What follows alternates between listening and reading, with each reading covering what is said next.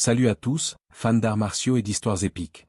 Aujourd'hui, on vous emmène dans les coulisses d'un affrontement légendaire qui n'était pas censé quitter le plateau de tournage. Jean-Claude Van Damme contre Bolo Yeung, un duel réel, sans caméra, sans chorégraphie, juste deux titans des arts martiaux face à face. Préparez-vous à une histoire incroyable. Si vous aimez ce genre de récit, cliquez sur le bouton s'abonner, activez la cloche et plongez avec nous dans cette aventure explosive. Un défi né dans l'ombre. Ils étaient censés n'être ennemis que devant les caméras, mais ce jour-là, les choses sont devenues bien réelles. Voici ce qui s'est vraiment passé quand Jean-Claude Van Damme a défié Bolo Yeung. Sur le plateau de Bloodsport, les scènes de combat étaient déjà intenses. Jean-Claude Van Damme jouait Frank Dux, l'outsider déterminé, face à Bolo Yeung, l'imposant Chong Li. Les coups de pied fendaient l'air, les punchs résonnaient avec une précision convaincante. Mais quand le réalisateur criait « coupez », les deux hommes restaient en position, regard verrouillé, aucun ne voulant détourner les yeux en premier.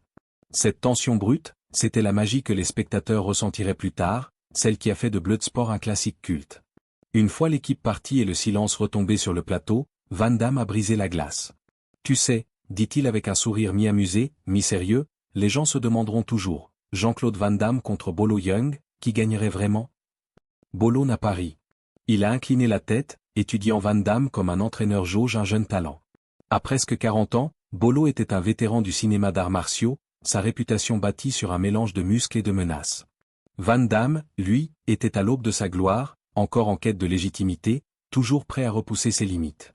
Les films, c'est une chose, répondit Bolo, sa voix grave et mesurée. Un vrai combat, c'est différent. Ces mots ont allumé une étincelle. Pas besoin de contrat ni de public. Juste un accord tacite entre deux combattants, prêts à se mesurer sans artifice, sans caméra, juste pour savoir ce que l'autre avait dans le ventre.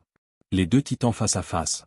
Van Damme s'est mis en mouvement, roulant les épaules, son corps affûté par des années de karaté et de kickboxing. Depuis son adolescence en Belgique, il enchaînait les titres nationaux grâce à sa vitesse et sa précision. Ses jambes étaient des armes, souples, rapides, capables de knock-out dévastateurs. Bolo, lui, était une montagne. Son passé mêlait bodybuilding et arts martiaux traditionnels comme le karaté Shotokan et le tai chi. Sa force brute était soutenue par une endurance et une résilience hors normes. Ils se sont mis en position, sans public, hormis deux machinistes trop curieux pour partir, appuyés contre un mur, murmurant entre eux. Ils savaient qu'il assistait à quelque chose d'unique, un moment que peu croiraient s'il le racontait. Le combat commence. Le premier échange était prudent. Van Damme tournait légèrement, dansant sur la pointe des pieds, les yeux fixés sur la ligne centrale de Bolo. Ce dernier restait ancré, presque immobile, économisant son énergie comme un combattant aguerri face à un adversaire plus rapide.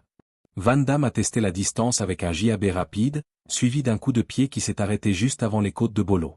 Celui-ci n'a pas bronché. « T'es rapide » a dit Bolo. « Et toi, t'es une montagne » a répondu Van Damme, un sourire en coin. Mais derrière ce sourire, il y avait du sérieux. Van Damme, porté par une soif insatiable de se prouver, n'était pas là pour plaisanter. Le deuxième échange a eu plus de mordant. Van Damme a lancé un runduzo, du genre qui deviendrait sa signature à l'écran. Le coup a frôlé la tête de Bolo, le forçant à ajuster sa posture.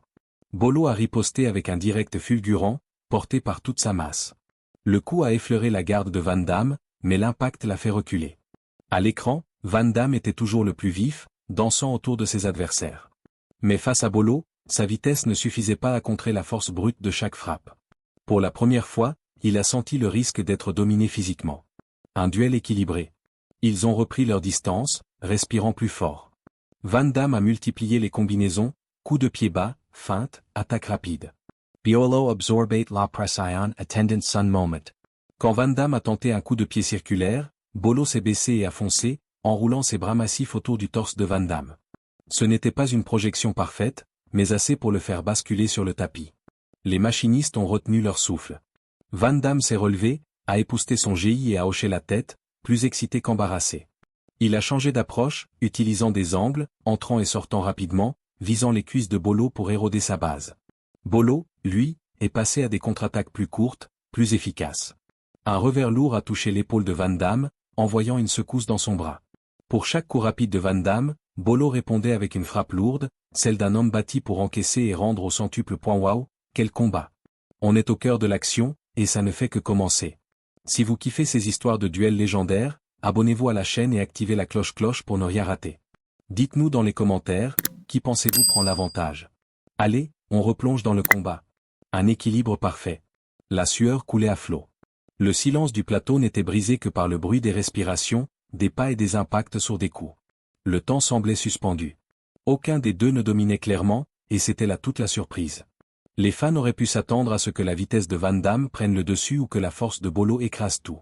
Mais ce qui se déroulait était un équilibre parfait, un va-et-vient constant. Van Damme a réalisé que ses coups, d'habitude dévastateurs, ne faisaient que ralentir Bolo.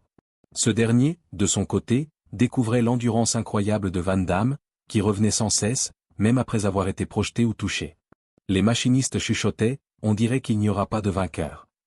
Ils avaient peut-être raison. Mais pour Van Damme et Bolo, il ne s'agissait pas de gagner. Ils vivaient l'instant, ce rare moment où ils affrontaient un adversaire capable de les pousser dans leur retranchement. Van Damme a changé de tactique, lançant une série rapide pour déborder Bolo, JAB, direct, coup de pied bas, puis un coup de pied retourné visant le ventre. Le coup a touché, et Bolo a reculé d'un pas, montrant sa première faiblesse. Mais au lieu de s'effondrer, il a souri, un sourire large et sans peur, et a contre-attaqué avec une série de coups au corps qui ont forcé Van Damme à reculer. Chaque fois que l'un semblait prendre le contrôle, l'autre trouvait une réponse. Le respect au-delà du combat. Ils se sont arrêtés un instant, à quelques pas l'un de l'autre, souriant malgré la fatigue. Van Damme a souri la sourde de sa bouche. On n'est pas censé sourire quand on se fait frapper, a-t-il dit. Bolo a ri doucement. J'aime les défis. Ces mots résumaient tout. Ce n'était plus une question de domination, mais de se tester face à quelqu'un d'inébranlable. Le combat a repris. Van Damme a glissé en avant, fidèle à son style fluide, presque théâtral, mais soutenu par une vraie technique. Un coup de pied latéral a atteint les côtes de Bolo, qui a laissé échapper un grognement. Les machinistes ont échangé des regards. Mais la victoire a été de courte durée. Bolo a foncé, réduisant la distance que Van Damme tentait de maintenir. Il l'a saisi dans un clinch, ses bras comme du fer. Van Damme a lutté, lançant des coups de genoux, mais Bolo l'a presque soulevé du sol dans une étreinte écrasante. Par instinct, Van Damme s'est dégagé, glissant avec l'agilité d'un homme habitué à improviser. Il a riposté avec un coup de talon qui a frôlé la mâchoire de Bolo. Le son a claqué dans la pièce. Bolo a vacillé, mais n'a pas chuté. Il a touché sa mâchoire, puis regardé Van Damme avec une lueur nouvelle dans les yeux, de l'admiration. « Bien joué, a-t-il dit. « Toi aussi, a répondu Van Damme, essoufflé. Un combat sans fin. Le combat s'éternisait, les mouvements devenant plus lents, la sueur trempant le tapis. Aucun ne voulait s'arrêter, mais la fatigue émoussait leurs réflexes. Van Damme passait à des frappes plus économiques, jab rapide, coup de pied bas, rien de superflu. Bolo, lui, abandonnait les coups puissants pour des crochets courts, visant à user son adversaire. Van Damme a tenté un balayage, mais Bolo, anticipant, a roulé au sol avec une agilité surprenante pour sa taille, revenant en position basse. Il a chargé, son épaule percutant le torse de Van Damme, qui s'est retrouvé au sol pour la deuxième fois. Allongé, il a fixé les lumières du plateau, son cœur battant à tout rompre. Puis il a ri, un rire de celui qui savoure un défi à la hauteur. « Ok, a-t-il dit en se relevant. Fini de jouer. » Le rythme a changé. Van Damme s'est concentré sur sa vitesse et sa précision. Un JAB a fait reculer la tête de Bolo, un coup de pied bas a touché sa cuisse. Mais Bolo, toujours debout, encaissait avec une résilience presque surnaturelle. Quand il a trouvé une ouverture, il a porté un coup au corps qui a fait grimacer Van Damme. Un machiniste a fait un pas en avant, prêt à intervenir, mais Van Damme l'a repoussé d'un geste. Il n'abandonnerait pas. Un dénouement inattendu. Après ce qui semblait être des heures, mais probablement moins de 20 minutes, les deux hommes ont ralenti. Leurs mouvements étaient lourds, leurs coups moins fréquents. Ils se tenaient face à face, respirant bruyamment, la sueur gouttant sur le tapis. Aucun ne semblait vaincu, mais tous deux savaient que continuer risquait une vraie blessure. Bolo leave la main. Van Damme l'a imité. Ils se sont rapprochés, saisissant les avant-bras de l'autre comme des guerriers. Pas de vainqueur, a dit Bolo, sa voix grave et posée. Seulement du respect, a répondu Van Damme. Et avec ça, le combat s'est terminé. Les machinistes se sont regardés, presque déçus qu'il n'y ait pas eu de dénouement clair. Mais pour les deux hommes au centre, il n'y avait aucune déception, juste une compréhension mutuelle. Un impact durable. Quand ils ont repris le tournage, quelque chose avait changé. Les scènes de combat entre Van Damme et Bolo portaient une authenticité nouvelle, une intensité palpable. Ils savaient ce dont l'autre était capable. Ils avaient ressenti la force, la vitesse, la résilience de l'autre. L'histoire de cette nuit n'est jamais devenue officielle, mais ceux qui y étaient jurent que c'est arrivé.